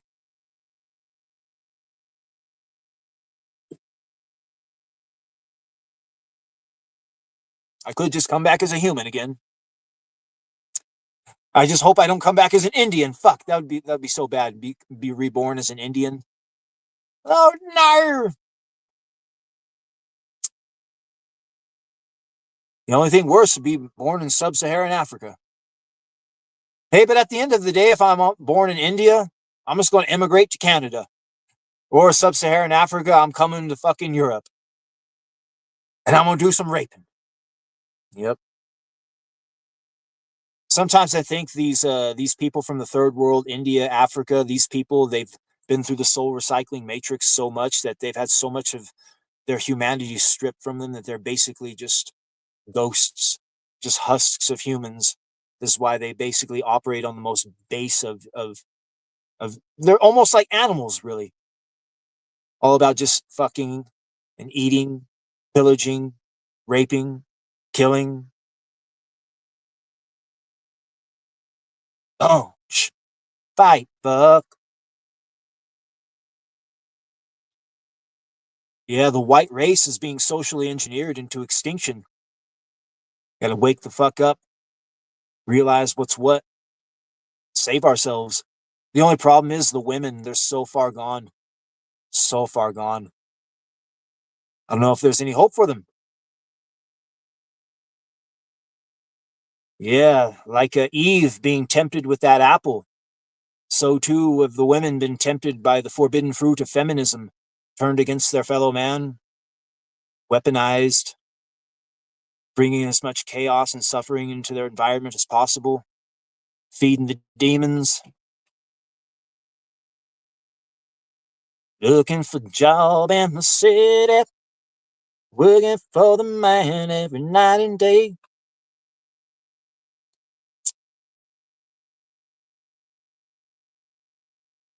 Yeah, maybe we'll end the show. We're almost at that fucking 2-hour mark. Maybe we'll end the fucking show.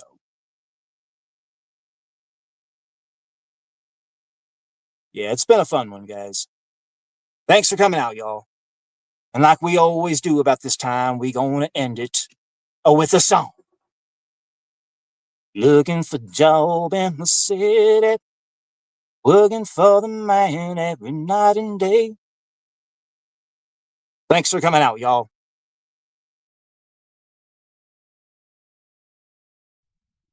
Looking for a job in the city, working for the man every night and day. But I never lost a minute of sleep, worrying about the way things might have been.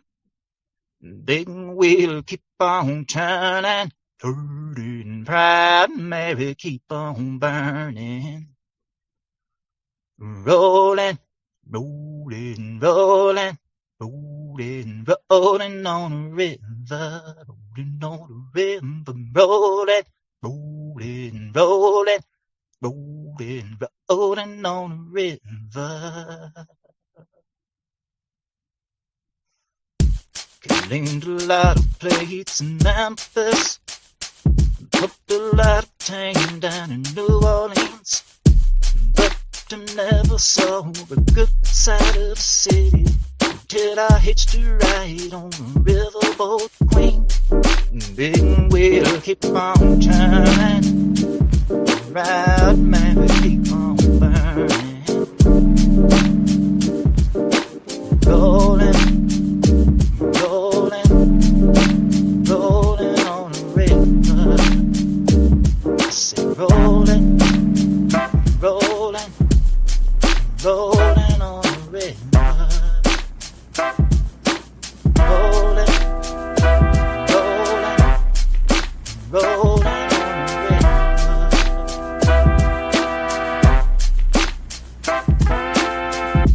If you go down to the river, Bet you're gonna find some people to live. Don't you ever worry if you got no money. People on the river are happy to give.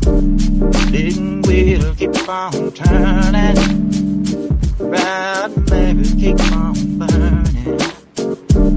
Rolling, rolling, rolling on the river.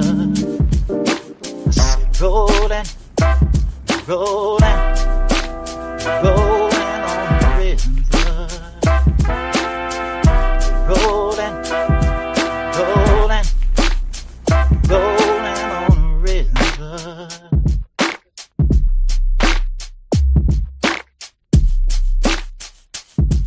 From Lincoln down out of place down in Memphis, the pump down out of team down in New Orleans. But I never saw the good side of the city until I hitched a ride on a riverboat queen. A big wheel I keep on turning, Daddy Proud Mary keep on burning. Rolling, rolling, rolling, rolling, rolling on the river. I said rolling, rolling, rolling on the river.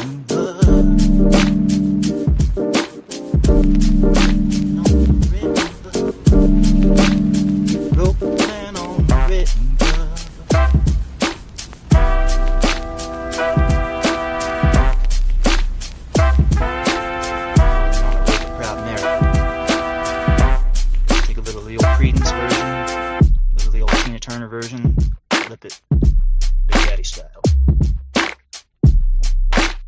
Yep. Fucking masters of war, the wars of chaos. Fucking boomers. Here come you masters of war. You that build the big guns, you that build the death planes, and you build all the bombs. But you ain't never done enough but build to destroy. You play with my world like your little toy. Put a gun in my hands, then you hide from my eyes. You turn and run further when the fast bullets fly. You done from the worst fear that can never be heard. Fear to bring children into this world. For the written in my babies, unborn and unnamed. You ain't with the blood that runs in your veins. Like Judas of old, though I'm younger than you. Even though Jesus wouldn't forgive what you do.